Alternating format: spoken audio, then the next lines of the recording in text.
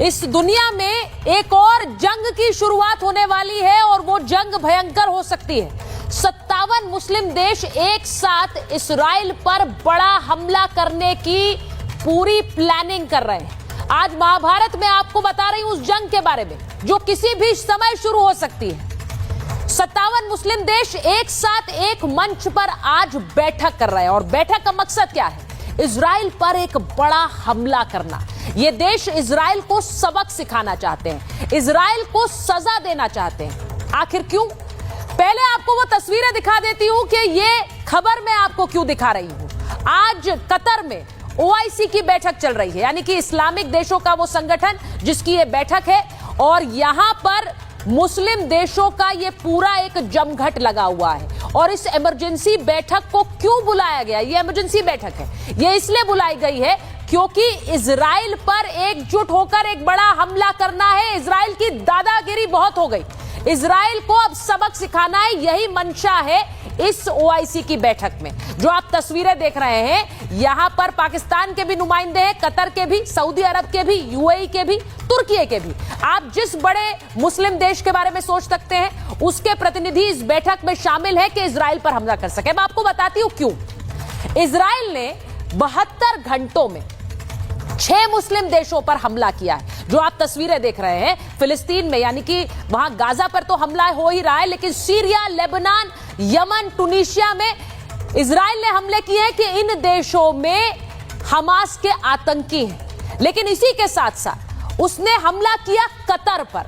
अब कतर को बहुत से लोग जानते हैं कि वो अमेरिका का सहयोगी है, लेकिन इजराइल ने हमला कैसा कर दिया, इस पर चर्चाएं हो रही है कि क्या कतर को इस हमले के बारे में पहले से बताया गया, क्या डोनाल्ड ट्रंप को इस हमले के बारे में पता था? इन सब के बारे में मैं आगे बात करूंगी, क्योंकि चर्चा यह भी हो रही है कि क्या डोनाल्ड ट्रंप एक डबल गेम खेल रहे हैं। लेकिन इन हमलों के बाद मुस्लिम देशों ने एक इमरजेंसी बैठक बुलाई है और कहा है कि एक साथ मिलकर नेतन्याहू और इजराइल को सबक सिखाइए। अब आप ये जो तस्वीरें देख रहे हैं, ये डोनाल्ड ट्रंप की तस्वीरें हैं कतर में जब वो गए थे। कतर के साथ अमेरिका के अच्छे रिश्ते हैं, वहां पर अमेरिका का बेस भी है, आप ये जानते हैं। पिछली बार जब डोनाल्ड ट्रंप गए थे तो कैसे एक बोइंग पूरा का पूरा कतर ने डोनाल्ड ट्रंप को गिफ्ट किया था, आपको वो भी याद है।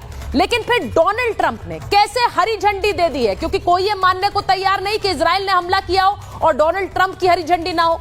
बहुत सारे सवाल आज महाभारत में पूछ रही हूं कि क्या मुस्लिम देश मिलकर, क्योंकि ये तस्वीर भी देखिए, अमेरिका ने अपने दूत को यानी विदेश सचिव को भेजा है इजराइल, क्योंकि एक तरफ OIC की बैठक है, दूसरी तरफ इजराइल में मार्को रूबियो पहुंचे हैं नेतन्याहू से मिलने। इसका मतलब क्या है? क्या वो जानते हैं कि एक बड़ी प्लानिंग इजराइल के खिलाफ हो रही है?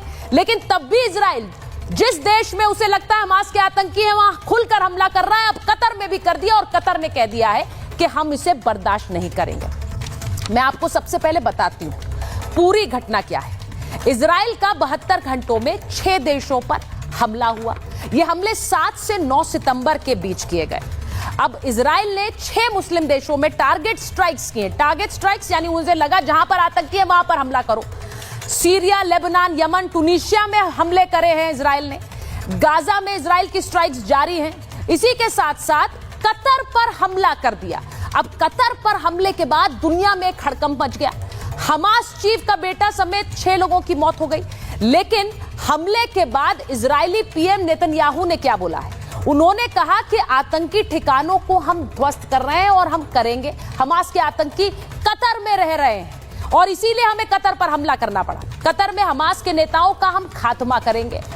इसके साथ ही यह युद्ध भी समाप्त होगा। लेकिन कतर का कहना यह दादागिरी है, आप कैसे हमारे देश पर हमला कर सकते हैं, और अगर यहां नेतन्याहू की दादागिरी नहीं रोकी गई तो फिर ये कल किसी भी देश पर हमला करेंगे। इसीलिए सारे मुस्लिम देश एक साथ आ गए।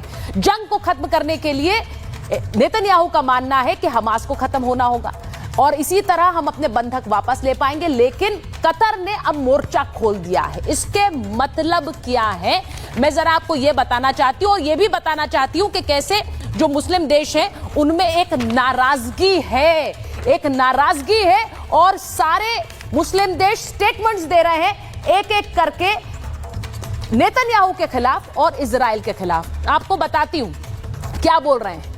UAE का कहना है अंजाम भुगतेगा इजराइल, क्योंकि अब हर देश को लग रहा है हम ही पर हमला ना कर दे। कतर पर यह क्रूर हमला था।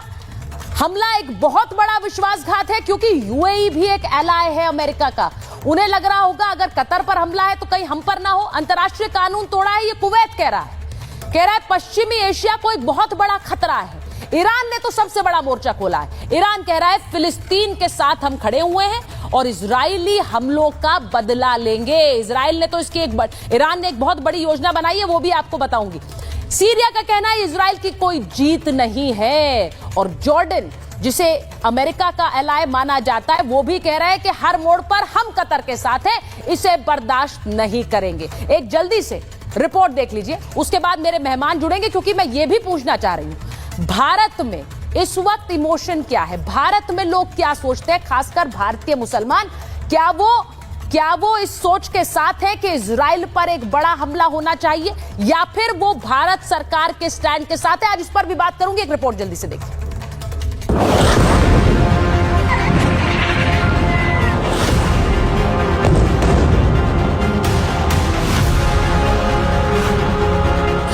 नेतन्याहू को 57 मुस्लिम देशों ने घेरा। इजराइल पर होगा क्या सबसे बड़ा हमला? ट्रंप खेल रहे हैं डबल गेम। इजराइल के खिलाफ एकजुट हुए हैं सभी मुस्लिम देश। कतर में इजराइल के खिलाफ किलेबंदी के लिए 50 से ज्यादा मुस्लिम देशों ने इमरजेंसी बैठक बुलाई है। OIC यानी मुस्लिम संगठनों की इस इमरजेंसी बैठक में इजराइल को ताकत दिखाने की बात कही जा रही है। कतर पर इजराइल के हमले का बदला लेने की बात कही जा रही है। दरअसल इजरायली पीएम नेतन्याहू ने जैसे कसम खा रखी हो, हमास के आतंकी जहां भी हैं, जिस देश में छिपे हैं, उन्हें उनकी सेना ढूंढकर खत्म कर देगी। तभी तो 7 से 9 सितंबर के बीच इजराइल ने 72 घंटों में 6 देशों पर हमला कर दिया। इनमें फिलिस्तीन के अलावा सीरिया, लेबनान, यमन, टूनीशिया और कतर जैसे देश शामिल थे। इजराइल के 10 जंगी जहाजों ने कतर की राजधानी दोहा को धुआं कर दिया। इजरायली हमले से पूरे कतर में हड़कंप मच गया है। कतर कोई एक्शन ले पाता, इससे पहले ही इजराइल के जंगी जहाज अपना काम कर वापस अपने बेस लौट गए, जिसके बाद इजरायली पीएम नेतन्याहू ने बताया कि यह हमला आतंकियों के खात्मे के लिए किया गया। What did America do in the wake of September 11th?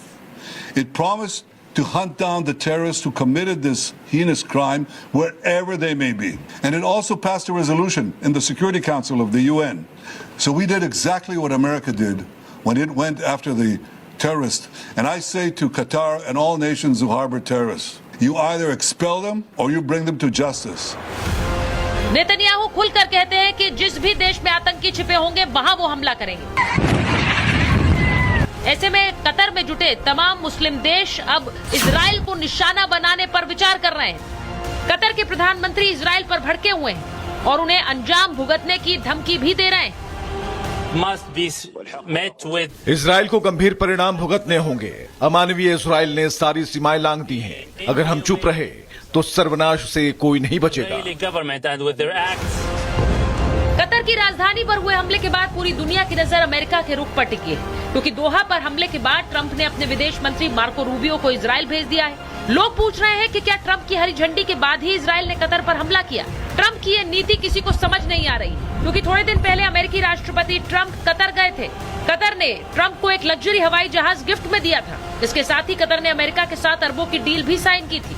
सिर्फ इतना ही नहीं, कतर में अमेरिका का एक पूरा एयरबेस मौजूद है। सवाल ये उठ रहे हैं कि इतने मजबूत रिश्ते के बाद भी क्या डोनाल्ड ट्रंप डबल गेम खेल रहे हैं? इन सब के बीच नजरें भारत पर भी हैं। भारत ने हाल ही में यूनाइटेड नेशंस में 2 नेशन रेजोल्यूशन यानी 2 देश वाले समाधान के पक्ष में वोट किया है। प्रधानमंत्री मोदी ने कतर पर हमले के बाद कतर के प्रधानमंत्री से बात भी की है, लेकिन दुनिया ये भी जानती है कि भारत के इजराइल के साथ भी अच्छे संबंध हैं। ऐसे में देश में भी इसे लेकर एक बहस छिड़ गई है। सबसे बड़ा सवाल आज पूछ रही हूँ कि क्या दुनिया में एक और जंगी फ्रंट खुलने जा रहा है? कतर में जो बैठक हो रही है, क्या वहां नेतन्याहू और इजराइल के खिलाफ एक बड़ा गेम प्लान तैयार होगा? क्या 50 से ज्यादा इस्लामिक देश इजराइल के खिलाफ हमला बोल देंगे? ऐसे में डोनाल्ड ट्रंप किसके साथ होंगे और भारत का पक्ष क्या रहना चाहिए? Bureau report, Republic Bharat.